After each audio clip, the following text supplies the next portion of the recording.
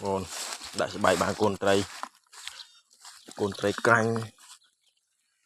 rồi vô le anh không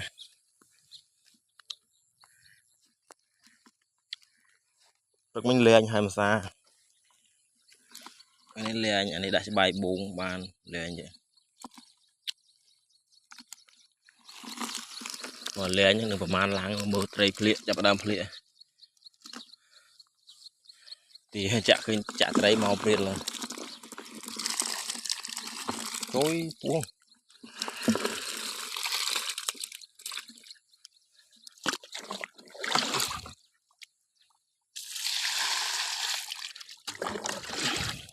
on